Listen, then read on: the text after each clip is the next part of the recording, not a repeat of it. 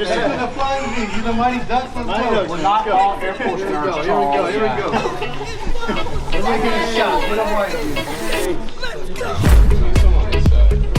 We're just gonna run a basic double. So there's a couple different ways we can run doubles off singles. Throw my two, bang. My back foot's gonna circle. My arm does a circle. Boom. And I enter here, okay? I can go straight to this double, or I can run the pipe first. I always like to run the pipe first. I don't usually hit run the pipe, but it just gets him going one direction. So when I go the other direction, way easier to get the takedown. So run the pipe. Don't fall. I'm sorry, don't fall. We're running a double. We're here, I run the pipe. Now I'm just gonna, didn't actually run the pipe there, but y'all know what I'm saying. Take my far arm, I'm gonna block his knee on the opposite side, and when I'm doing this live, I just run my feet. I'm not shooting, I'm just running my feet. I'm already in on the singles. So when I go here, I'm just running my feet. Boom, here. Okay.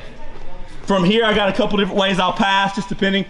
A lot of times, I usually like to pass to the back because both knees are pointed that way. One of your fundamental rules of guard passing, make the knees point away. So if I end up in a position where that job's already done, it kind of lets me know which way to pass. So the way I like to hit it, similar to the double leg as last week, I land here. I like to take this hand and go a little bit higher, and I hit a hip switch. Boom. I try to keep your legs in play here. Over here. And I'll hit a hip switch. Boom, here. So what is this equipment? I'll get you in a second.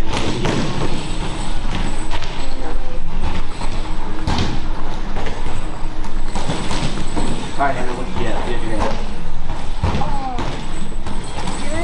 Something.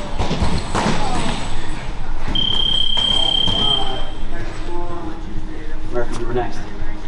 Something about being told. Doing what without being told? Doing what you're supposed to have a hand up. Doing the right thing even when no one's watching, and even when nobody tells you without attitude. Something when you're scared to do. Nope, that's courage. We had it almost right. We just had a what thing, Robert. Doing the right thing when you're not told to and have to do that. We'll help you out. Do what you're supposed to do, okay? Doing what you're supposed to do. If you give me a good example of doing what you're supposed to do without being told. Evan. Chores? Chores. That means chores are off the table, guys. So don't say clean your room, feed the dog, anything like that. Hannah. Brushing your teeth. Hygiene, keep yourself clean, all that sort of stuff. Seven. Showing up to class, that's a big one. Discipline will help you get better at stuff. There's a lot of things that people rely on motivation for. Motivation will come and go. Okay? Discipline, going and doing it will make you better. Who's ever heard the expression, practice makes perfect? Okay? Get that in your head. Practice does not make perfect. Okay? Practice makes progression. And that's when we'll get further and further. So you practice, you're disciplined, you show up here, you do what you're supposed to do, you get your rolls and you do your drills, you do your training, you're going to get better. You cannot not get better if you keep doing something. You will just get better at it. So if you want to be better at jiu-jitsu, you gotta come to jiu-jitsu and do jiu-jitsu. If you want to be better at math, what do you gotta do? Math. Okay?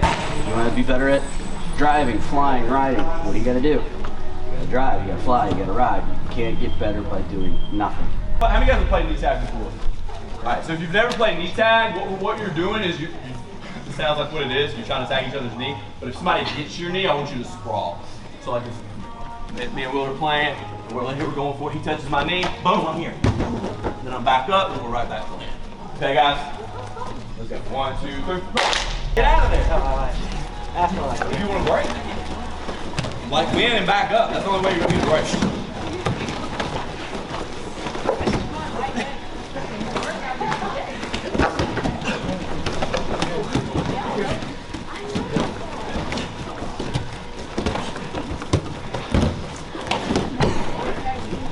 Breathe.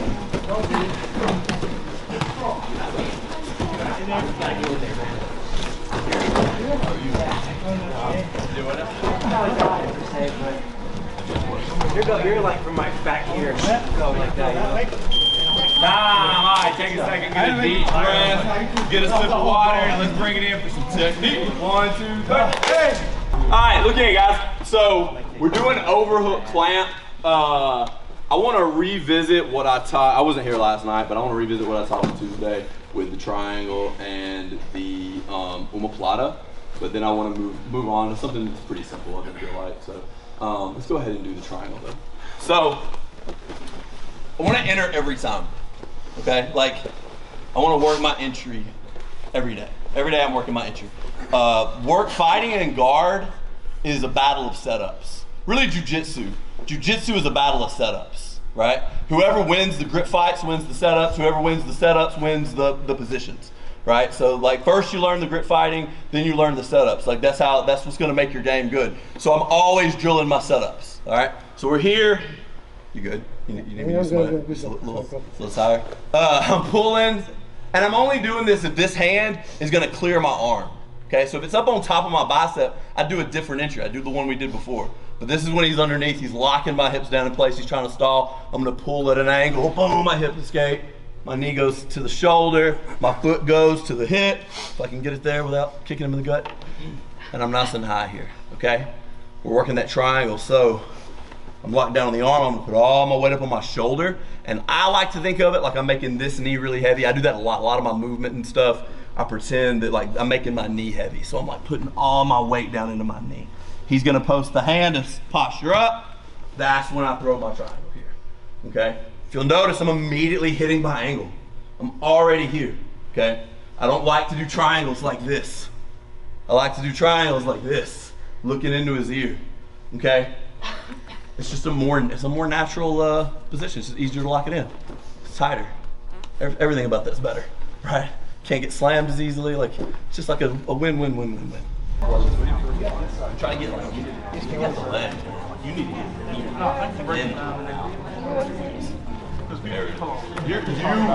you should be a triangle person. People just talk You about are that. a They triangle. don't talk about more like yourself, more in depth. I've trained several really good people built just like you, and they were all killers on the triangle. You've got the body type. Randy, on the other hand, probably not gonna be just number one move. You know? I mean, he can do it. Everybody can do triangles. Everybody can do triangles. Just rotate. If he doesn't want it, let's look in, guys. I should have like nailed this in before we started. I'm a big believer in spending a lot of time doing triangles, and I'm not just saying this because you said mine was really tight. It's more the movement side of it, and the reason is not just because I think the triangles are like the end-all be-all of submissions, but what I have noticed is people that get really good at triangles, that skill transcends to all of your jiu-jitsu game. Like if you're good at getting the triangles, you're going to be good at getting everything else too.